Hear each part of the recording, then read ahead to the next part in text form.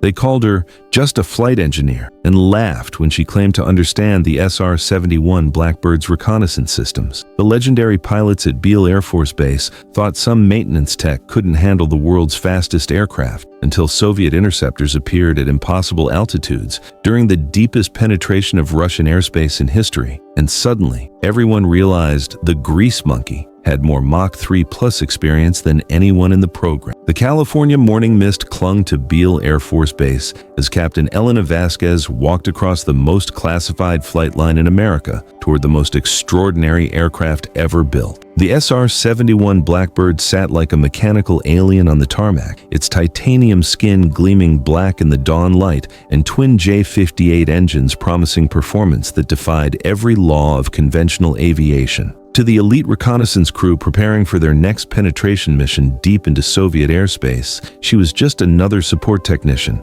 someone who monitored systems while they flew at speeds and altitudes that touched the edge of space itself. At 31 years old, with Hispanic features and the intense focus of someone who'd spent years working with technology that officially didn't exist, Elena looked exactly like what she was supposed to be. A highly skilled flight engineer who understood the Blackbird's complex systems while others pushed the aircraft to its absolute limits. She wore technical specialist insignia with minimal decorations, her understated appearance designed to maintain the cover that kept her actual background buried in the deepest levels of Cold War classification. What the SR-71 crew didn't know was that Elena had been flying classified reconnaissance missions for the past 7 years, serving as a reconnaissance systems officer on some of the most dangerous intelligence-gathering flights in Air Force history. Her logbook contained over 890 hours at speeds exceeding Mach 3, including 73 penetration flights over Soviet territory where detection would have triggered nuclear warfare. Her assignment to flight engineer duties was cover for continued operations that tested the SR-71's ability to gather intelligence in the most heavily defended airspace on Earth. The morning briefing called for a deep reconnaissance mission over the Soviet Union's most sensitive military installations, where the Blackbird would photograph new missile sites and nuclear facilities that satellites couldn't adequately monitor. The flight would take the SR-71 deeper into Soviet airspace than any previous mission, requiring perfect coordination between speed, altitude, and stealth to avoid the increasingly sophisticated surface-to-air missiles that the Soviets were deploying specifically to counter American reconnaissance aircraft. Major Tom Harrison commanded the mission, a veteran reconnaissance pilot with over 600 hours in the SR-71, who'd flown some of the most dangerous intelligence-gathering missions of the Cold War. His reconnaissance systems officer, Captain Rodriguez, had considerable experience operating the Blackbird's sophisticated cameras and electronic intelligence equipment. Both were among the most elite airmen in the Air Force,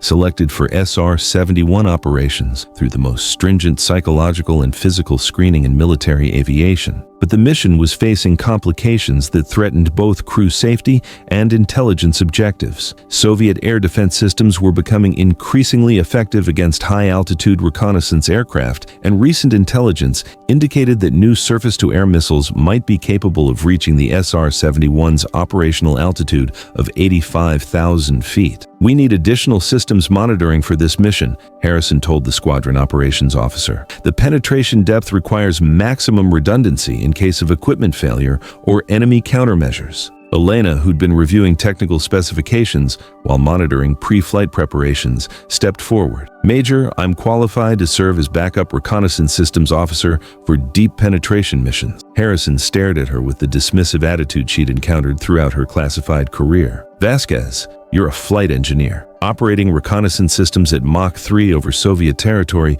requires experience that maintenance work doesn't provide." Elena pulled out her qualification records, showing current certification in all SR-71 reconnaissance and navigation systems. "Sir, I maintain operational currency and high-altitude intelligence gathering procedures. I'm fully qualified for Soviet penetration missions." The operations officer verified her credentials with obvious confusion. "She's right, Harrison. Her records show complete reconnaissance qualification, though I'm not sure why a flight engineer would need intelligence gathering certification." Harrison reluctantly agreed to include Elena in the crew, primarily because the mission's extreme danger required all available expertise. "Fine, but you'll monitor systems only. Reconnaissance over Soviet territory isn't like troubleshooting engines in a hangar. 2 hours later, the SR-71 Blackbird began its takeoff roll with a distinctive roar that announced the launch of the world's most capable reconnaissance aircraft. The titanium-skinned spy plane climbed rapidly toward its operational altitude, where it would spend the next 4 hours gathering intelligence at speeds that made interception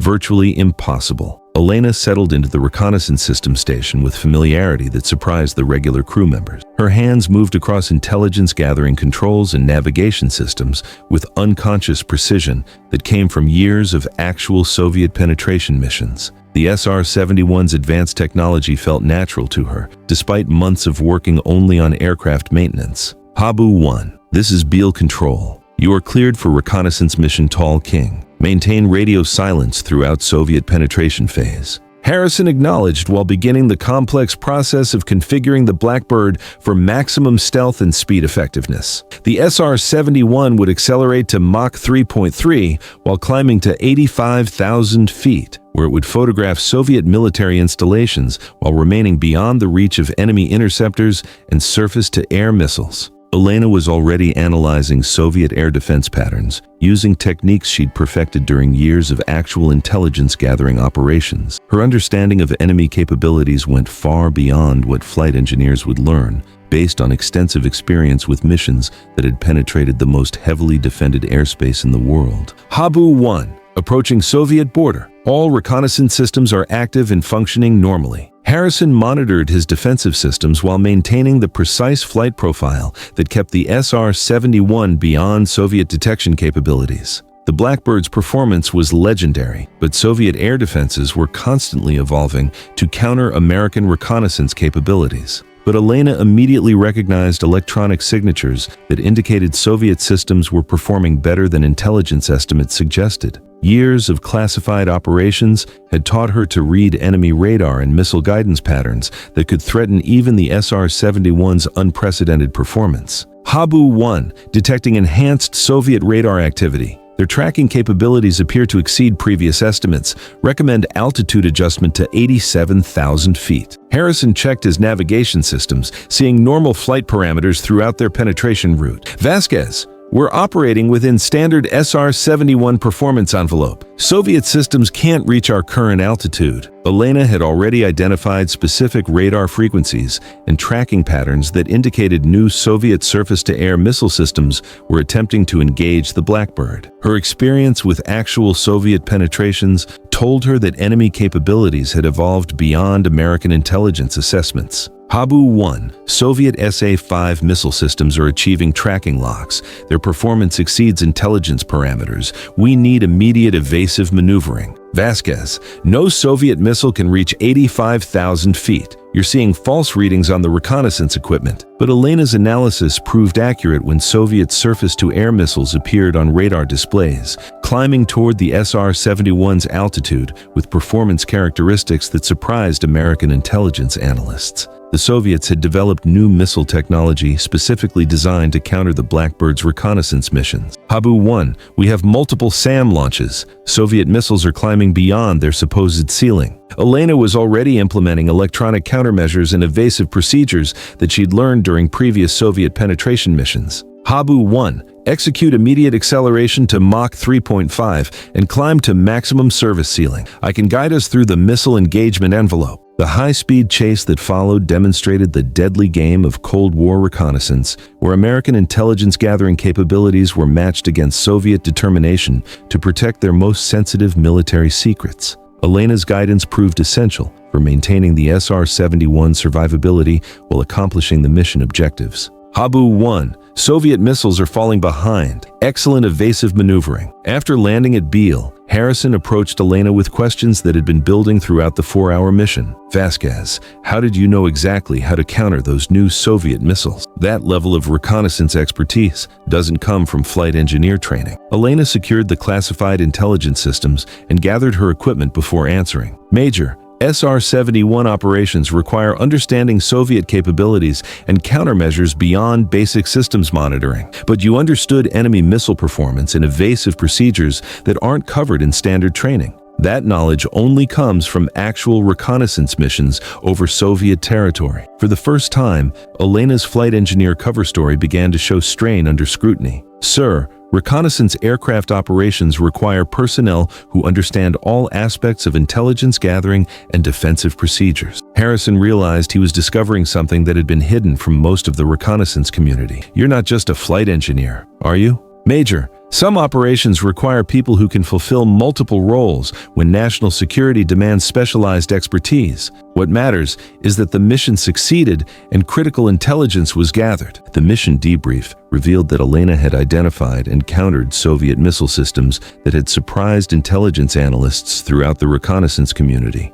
Her electronic warfare techniques had allowed the SR-71 to complete its intelligence gathering, despite facing threats that exceeded all previous Soviet capabilities. Word of the operation spread quietly through the strategic reconnaissance community at Beale. The story of the flight engineer who'd saved an SR-71 crew from advanced Soviet missiles became classified study material for Cold War intelligence operations. The next week, Harrison specifically requested Elena for all high-risk Soviet penetration missions. Her understanding of enemy capabilities and reconnaissance procedures proved invaluable for gathering intelligence in increasingly dangerous airspace. But Elena never revealed the full scope of her reconnaissance background. She understood that SR-71 operations remained among the most classified activities of the Cold War, and that her flight engineer cover provided perfect explanation for expertise that actually came from years of flying the most dangerous intelligence missions in aviation history. During briefings for new SR-71 crews,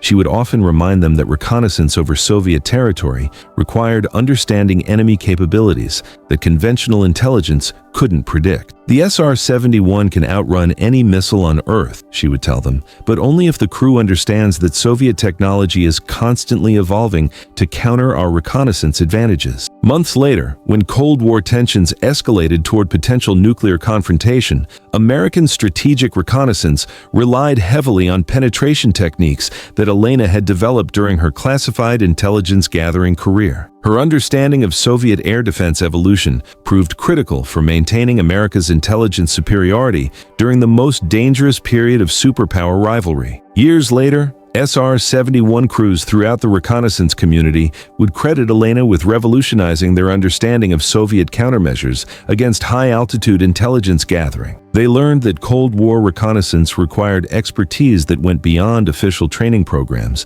and that some of the most critical knowledge belonged to people whose full capabilities couldn't be acknowledged for national security reasons. The SR-71 Blackbird continued to serve as America's premier strategic reconnaissance platform until its retirement, flown by crews who understood that their mission success depended on supporting personnel whose expertise transcended traditional military role boundaries. Elena's contributions to Cold War intelligence operations remained deeply classified for decades, but her influence on reconnaissance tactics ensured that American intelligence capabilities evolved to meet Soviet countermeasures that enemies hoped would remain undetected. She had chosen national security over recognition, understanding that the most important intelligence missions were often flown by people whose expertise had to remain invisible to enemies who were constantly working to defeat America's most critical reconnaissance capabilities.